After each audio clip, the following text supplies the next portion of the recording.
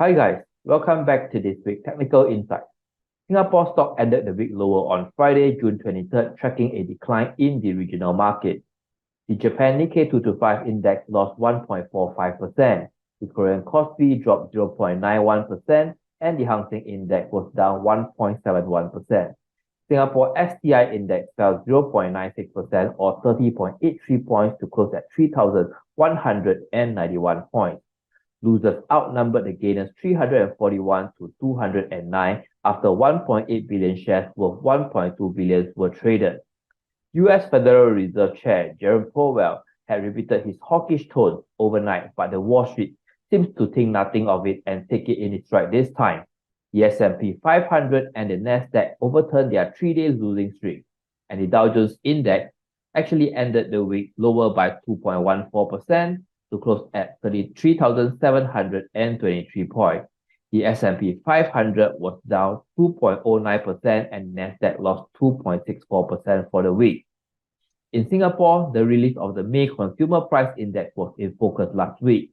Singapore headline inflation pulled back to 5.1% year-on-year in May compared to April reading of 5.7%. The MAS also seems to be leaning towards a pause in its tightening stance since April. With more evidence of moderating inflation, it will provide the conviction that a reinstatement of tighter policies is unnecessary. At the close of the week, most of the STI index ended in the red. Declines were led by Citron, which fell 3.1% to close at 12.5 cents. Yangzijiang Shipbuilding was also one of the top decliners, falling 3.03% or 4 cents to $1.28. DBS also fell 1.23% or 39 cents to close at $31.43, while OCBC fell 0.56% or 7 cents to close at $12.32. UOB ended lower by 0.21% or 6 cents to close at $27.99. For the week, the STI index lost about 2.1%. And the biggest loser was Venture Corp, which lost 7.02% or $1.13 over the 5-day period to close at $14.96. The biggest winner was DBS, which gained 0.8% or 25 cents to close at $31.43. So let's dive into the chart of the biggest winner and loser this week to see if they will continue their trend forward. First, let's look at Venture Corp share prices. For the past 1 week, Venture Corp share price is down 6.03%. For the past 1 month, it's down 1.58%, and year-to-date, it's down 12%. Key levels to watch out for on the support side for Venture Corp share price would definitely firstly be the year-to-date low around the $14.54 level. Just slightly above that, around the $15 level, we have another support on the low of 17th of May, which was pretty close to last Friday closing price of $14.96. On the resistance side, the recent high that we saw on 16th of June around the level of $16.24 would be the near-term resistance level, which may also have fine confluence with the support that you see somewhere around the 20th of March. And the next higher level of resistance would be the high in April around the $18.28 level, with the year-to-date high around the $18.75 being the final resistance level for Venture Corp share price. The trend that we saw in Venture Corp share price now is likely a downward trend. Since the March period, we can see that Venture has been on a downtrend ever since. And if you look at the indicators on the 20 days moving average, which is the basis of the Bollinger Band, last Friday closing price actually closed below the 20 days moving average, which is a bearish signal. On the MACD indicator, as you can see, for the last 5 trading days, the MACD histogram has been on a decline. This signals to us that the momentum in the Venture Corp share price is actually weakening.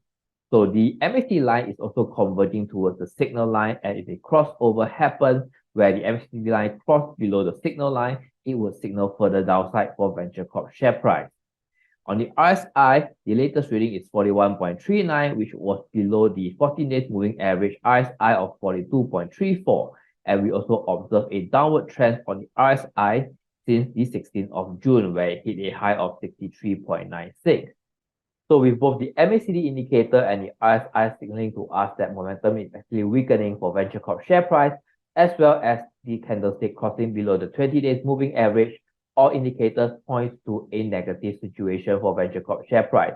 And share price might trend lower to the lower bound of this price channel that you see over here, and the lower bound of the price channel actually now coincides with the lower bound of the Bollinger Band around the $14.16 level. And this could be the first support that could come in to support Venture Corp share price should a rebound is going to happen within this price channel.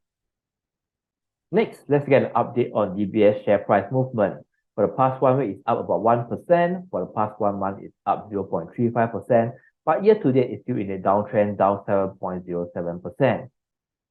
On last Friday, we can see a big red engulfing candle forming on the DBS share price. Now, this will override the previous day green candle, which means in the short term, the bears have taken over the bulls. And this would mean further downside for DBS Bank in the short term at least. Now, on the indicator side, we can see that for the past 1 or 2 weeks or so, the 20 days moving average has been providing some kind of support for DBS Bank share price. And we still managed to stay above the 20 days moving average, which is a positive sign. On the MACD indicator, you can see that last Friday, MACD histogram actually showed a weakening of the momentum. However, one data point does not constitute a trend, and if we look back at the past 5 or 10 trading days, we can see that the MACD histogram is still rising. The MACD line and the signal line are also both trending higher, and as we approach the zero baseline, a cross above the zero baseline of the MACD line as well as signal line would mean further upside momentum for DBS Bank share price. The RSI indicator reading at 51.78 is actually still above the 50-point neutral mark, as well as above the 14 days RSI moving average of 47.88.